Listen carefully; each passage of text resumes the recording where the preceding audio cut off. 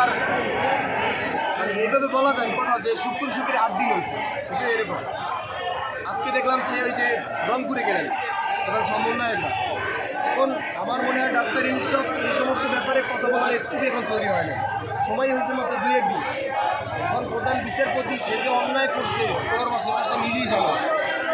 আমার বিশ্বাস যেটা যে ডক্টর ইউনুসের কাছে যদি সে ফোন করে বা দেখা করে যে স্যার আমি এখন কী করবো, ডক্টর ইউনুস হয়তো কথাও বলবে না।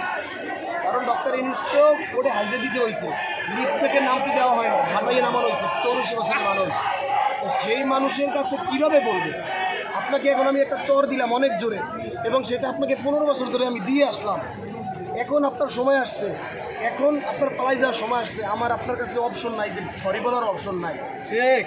যার জন্য আমার মনে হয় সে বিচারপতির কাছে ওই কথা বলার মুখই নেই, যার জন্য তার যে নিচের বিচারপতি বা যারা আছে তাদের সাথে অনলাইন মিটিং করছে।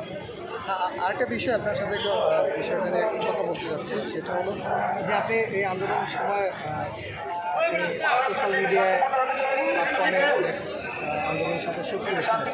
বরিশালে দেশে গেছি যেদিন আপনার স্বাধীন করেছেন, এরপরে আসলে আপনাকে পাওয়া ছিল না বা মানে 16 তারিখ রাতে যখন আন্দোলনটা ঝিমিয়ে গেছিল, মাথা ভেঙে যাওয়ার শুরু হয়েছিল, তখন অনলিয়ান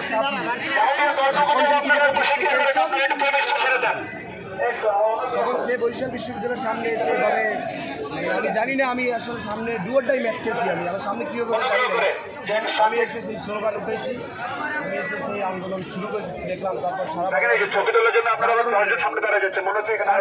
আমি পালাইয়ে থাকছি, পালাই থাকতে আমি বের হতে নানানবার, কিন্তু এতভাবে চাপ সৃষ্টি আসতেছিলাম, বের হতে পারি না। যখনই শুনলাম, কিন্তু আমি বনজঙ্গলে যেখানেই থাকি না কেন আমি হচ্ছে গিয়া আমার ভয়েস চালিয়ে গেছি, আমার কণ্ঠ চালিয়ে গেছি। যখন শুনলাম যে হাসিনা উড়াল দিচ্ছে, বের হয়ে গেলাম।